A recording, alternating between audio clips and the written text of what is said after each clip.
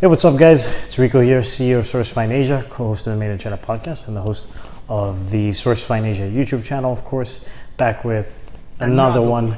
So in this video, it's been a while since I did one like this. I'm going to be answering some questions from the YouTube channel and also from one question in particular from the webinar that I thought was interesting.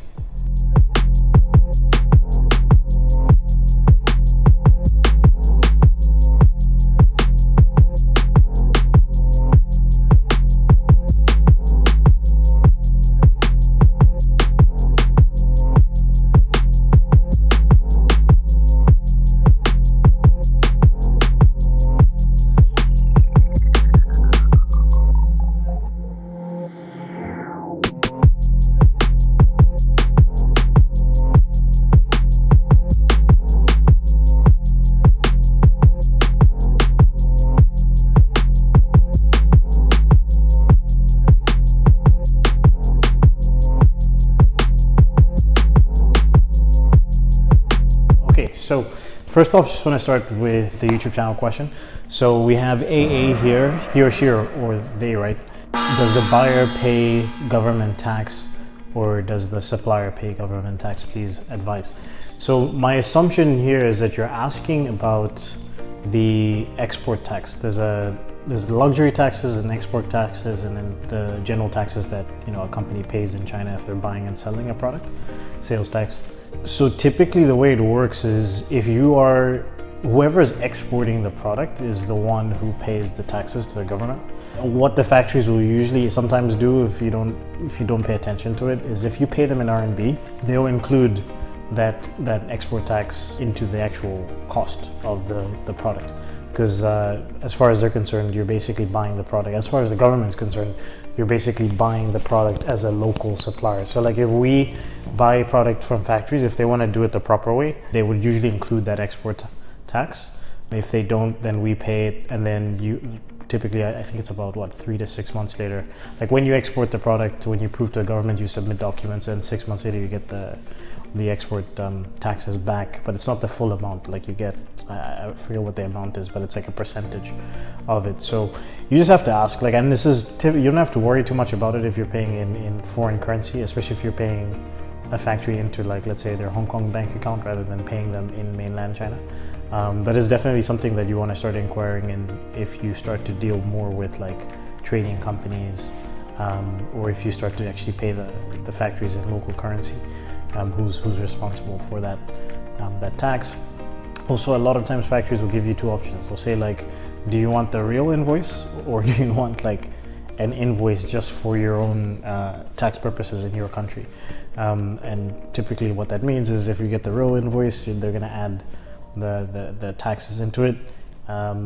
If they give you just an invoice as in for you guys, then they won't have the taxes into it, because then of course they play fast and loose with their reporting of revenue and all that stuff, and that's a whole other story that I'm not even I don't run a factory, so I'm not even qualified to talk about that kind of stuff. But just from my experiences, that's what it is. So I hope that answered your question. Again, you really shouldn't be worrying about that kind of stuff unless you're paying the factory in RMB. It doesn't really make as much of it, and of course if your orders start to get to a certain size as well, that's another thing that you have to be taking into consideration. But you have to remember is the factories don't make money from those tax returns. They don't get the full amount back, so it's more just they get some of it back, and it takes a long time, the whole process. They'd rather just not pay those export taxes. All right, so from the webinar, so as I mentioned, probably that video should be out by now.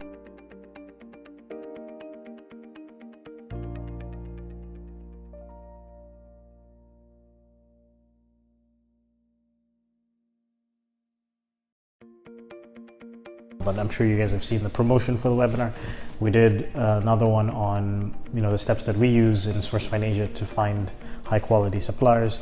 So I developed quite a few years ago. I developed the SAFE method, but it's a combination of things that Mike has taught me and my own experiences running the company, and then we kind of put it into. It's also a combination of some of the standard operating procedures that I created at the beginning in terms of how we contact suppliers, and the coming up with a strategic formula in terms of how to contact suppliers so we can replicate the same results. Because basically what happened was when I started, it was me contacting factories, and I had to learn from Mike. And then I came up with like templates and stuff like that, because it's like, if you're gonna contact 20, 30, 40, 50 suppliers, you can't be writing a customized email every single time. So I came up with templates, and then it was a copy and paste situation, just change a few bits of information. And then when we started working with a team, my team started using the same templates. And then I started to notice that there were certain, like after, let's say, the initial email, they struggled to get the same sort of information that I would get. And I was like, I guess part of it is because I'm a foreigner. But so a lot of times the factories will be a little bit more receptive towards you if like you're contacting them as the foreign buyer. And that time we didn't really know how to communicate properly that we were like a company and all that stuff. So anyways, like basically what happened was I had to replicate the stuff that I would say to factories, the questions that I would ask to factories, and put it into a concise, like step-by-step process that we could then pass on to the staff. So that was, like I said, so it was a combination of those three things: my experiences, my experience, and then also just having to teach my employees how to do this. And then it just obviously developed over the years, but it's a pretty solid 4-step, actually technically 3-step, but the 4th step is more transitioning into project management. So ironically, on the webinar questions were really good. Like I was really happy with the content and the quality of the questions. Like a lot of people were asking very detailed, very specific project management questions, and I was like, okay, this is I've got an educated audience for this webinar. But a couple questions that people asked me, and I saw a question on our YouTube channel which was in the similar vein, was about registering a company. All right, so Richardson writes on the YouTube channel, did you register as a manufacturing or consulting WFOE, which is WFOE, wholly foreign owned entity in mainland China? And somebody on the webinar also asked, what's the process of registering a company in mainland China? So there's a podcast that I did, I don't remember the number, but we'll link it up in the description of the video. There's a podcast that I did specifically about the process that we went through for registering a company in mainland. I think it was like episode 47 or something like that. And so I would advise, if you want to learn about the process deeply, listen to that, because I think it's a 20-30 minute straight rant of me just talking through the steps that we were going through, and it was fresh in my brain at the time, so it's a little bit different from me talking about it now. Like I probably have to listen to that to remind myself of certain details. But to answer your question, we did both. We registered as a manufacturing consulting WFOE in Guangzhou. So we worked with this company called High Touch, and if anybody wants to work with them, please feel free to reach out. I can make an introduction. They have a long history. I think they're like a 20-plus-year-old company. They've been doing mainland registration for foreigners and everything related to that, like so visas, accounting, like all the stuff that you would need to set up a company in China and to manage your company moving forward. They've been doing that for 20+ years. And then they also do Hong Kong registration and Hong Kong banking and mainland China banking. So High Touch basically contacted us and asked us, you have to provide a scope of what your business does when you're registering a mainland China company.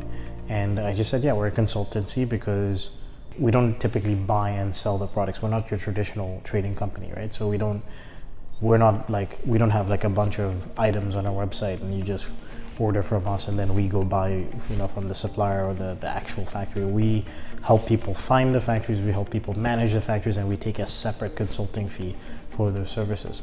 On occasion, we do have situations like when we work with some of the larger brands we work with, like Cirque du Soleil with the LED balls, and when we've done orders at Walmart in the past, those are situations where they just come for turnkey solutions. Like they just want to buy in the product from you. They give you a target per unit cost, and then they give you their order quantity, and they're like, go figure it out. So we do still have to, on occasion, do the traditional trading thing. So we're registered as a manufacturing consulting company. The process itself, this is just going to be a quick one, because like I said, you need to listen to that podcast if you want the deep dive. It's a 3 to 6 month process, depending on what kind of company you're registering and also where you're registering. I know in some of the free trade zones, Qianhai and Shenzhen was one of them. It was faster. Like they were trying to incentivize people to register companies in different parts of China, because everybody registers in Shanghai, Guangzhou, Shenzhen, you know what I mean? Like and Beijing, like everybody just goes to the big cities.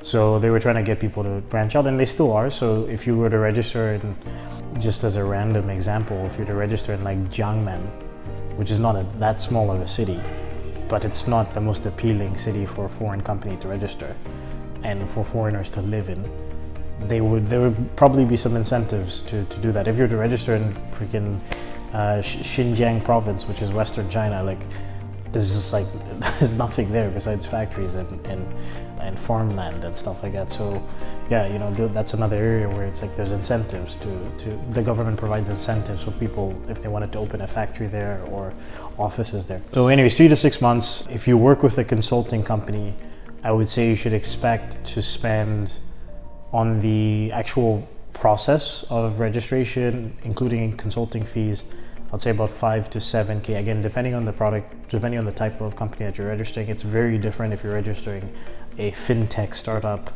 versus a, you know, e-commerce business versus a, you know, tech, like a e-commerce business would be one, but versus like registering a service-based business versus registering a trading company. Like there's a lot of different factors that go into how expensive your license is going to be. And then the other thing is you have to put in some investment capital into a Chinese bank account. Typically they say it's supposed to be a year's worth of expenses, but depending on who you work with, whatever consulting company you work with, it's going to vary. So like we had to put in, we paid our all in with the license, the process, all that stuff. We spent about $6,000, I believe. Yeah, $6,000. And then we had to put in a further 10K into a Chinese bank account, into our business bank account, which had to sit there in its entirety for 30 days. And then on top of that, afterwards, we couldn't just take everything out. We had to like slowly take out the money, which was very difficult at the time because I mean, it was 2017. Like I think any small company or startup, for them to have $10,000, even 5,000 or 6,000 like tied up, where it's like you could be spending this money on, you know, marketing or paying salaries and expenses and stuff like that. I actually had to borrow money to make sure that, and also it just was more expensive than I expected. I didn't expect to pay that 10K. We were not told that at the beginning. I was expecting to spend around 6-7, and then you end up spending $16,000. I was like, fuck. But yeah, so it takes 3 to 6 months. If you work with a consulting company, it's pretty straightforward because they just basically ask you a bunch of questions in terms of what your business is going to be doing. You have to get an office with an address, as in like not a virtual office. You have to get a physical location. There's some rules around the size of office that you have to get. So like, I don't remember the square footage, but basically there's some, like you have to get an office that's a certain size because it indicates that you're a real business. And then, you know, they, like I said, they asked us a bunch of questions. You have to decide who's the chairman of the company, who are the co-owners, who's the legal representative, who's the financial representative, who's like the most senior employee, like I guess executive or whatever. So these three, obviously with the chairman stuff, like that's also super important, like the owners of the company, and who's like the main owner versus everybody else. The legal rep, two of the very key positions on that license, even if they're not owners of the company. Legal representative and sort of financial manager or whatever, the, like I guess you, maybe the equivalent in English would be like the CFO. So the legal rep is important because if anything happens with the company, first the legal rep's name is on the license. If anything happens with the company, the owner's name is on the license, but the legal rep is on the information if they were to do a back-end search of your license. If anything happens with the company, if the company borrows money, or if something happens where the company is liable for something, the legal rep is going to be the person that is responsible for that, is considered to be the single person in the company that's responsible for that. So, and then on top of that, any sort of official documents, like, you know, because I've always talked about this, Chinese companies have the red seal, any sort of official documents that need to be stamped, the legal rep is supposed to be the person who has the stamp. And, you know, like basically if you want to change any information about the company, the legal rep is the person who has to do it. Like, so that person is a very key individual in the business. And then the red stamps in a Chinese company are like I could be the owner of the company, and if I don't have the red stamp and I go to the bank and I'm trying to like remove somebody from the bank information, or I'm trying to, you know, open a new account or take out money or whatever, they'll be like, no. You know, it's like, no, you need the stamp. So that's an extremely important position. And then obviously the financial person is another important position, because that person can go to the bank and can do certain things without, ownership or the legal rep being present for those things. I certainly think, like, if you're running the business in mainland China, like, you should be the legal rep. I don't think anybody else in the company should, like, I'm the legal rep for our business, unless you're running some sort of illegal operation and you know that the shit is going to hit the fan, which we do not encourage here at the Source Financial YouTube channel. And then some other things to think about, like, is it worth it? Because why do you want to do that? Are you actually trying to sell to the Chinese market? Are you trying to create some further ties here? Are you doing it for, like, let's say, visa purposes? Because once you own a Chinese company, you can then apply for permanent residency, which is significantly better than having like a business visa. But what are your long-term plays? Is a long-term play for China? The reason why we did it is because, I plan on running this company here in China and expanding it in different ways for as long as possible. And then a big part of that was just getting a higher caliber of employees, because a lot of the employees that we were hiring before, we were like, hey, we have a Hong Kong company, but we don't have a mainland company yet, and whatever. And then they were like, no, we get, like, because then you can provide certain benefits like health insurance and social insurance and things like that. At least you can't provide it directly from the company itself. So, and it's different if they get social insurance individually themselves versus if the company is doing it. Companies tend to get better rates and benefits for their employees. So, like, those things like that. Like, if we were hiring people, some of the employees that we thought were really, really qualified, they wanted us to have a mainland company registered. And then, like I said, permanent residency, those kind of things, because I have noticed China is becoming a little bit more strict about the whole visa process for a lot of foreigners. So it's a long-term play. Like, I wouldn't recommend it unless if you think you're testing out China, or you're coming into China for like a couple of years, and I don't think that's the move. I think registering a Hong Kong, and by the way, if you register a Hong Kong company, it actually makes it easier to register a mainland China company, because you already technically have the documents, and our Hong Kong company is basically at this stage as a parent company to our Chinese company. So and then there's an extra layer of protection. So basically what would happen, besides me being the legal rep, if something happened with our company in mainland, they would try to go after mainland company. If the mainland company couldn't handle that issue, then they would try to go to the parent company in Hong Kong. But as everybody knows, Hong Kong companies are all limited companies. So that's pretty. It's like a separate entity from the owners. So that's pretty much a little deep dive, or mini deep dive into the process of registering a Chinese company in mainland China, not in Hong Kong. Like I said, if you want a more detailed step by step of what we did, check out that podcast. I believe it's episode 47, but if I'm not 100% sure, check the link in the description below.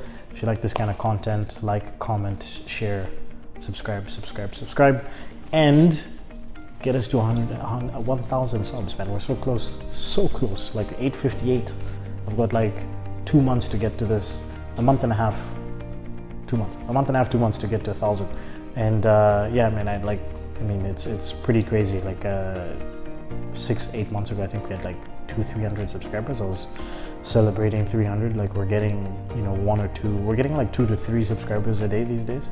So it's a pretty awesome feeling to see the channel snowballing and just seeing all the comments that you guys drop, the people that reach out to me individually, the people that are coming to our webinars, the people that are reading the email list, like the weekly emails that we send out, and the engagement. It's really, it gives me energy to do more of this. And like I said, I've said before, for me the goal now is to raise the production value. I just got an iPhone XS. I mean, even just that, like, and then I'm also going to be getting like a DSLR soon. So, just upping the production value. With all the travel that I'm doing, I really do have to make sure that the camera equipment that we're using is matching the environment that I'm going to be in. So I can do more shoots like this. I'm filming at night. I couldn't film at night with my old iPhone. So yeah. All right, that's enough of me. We'll see you guys next week. Cheers.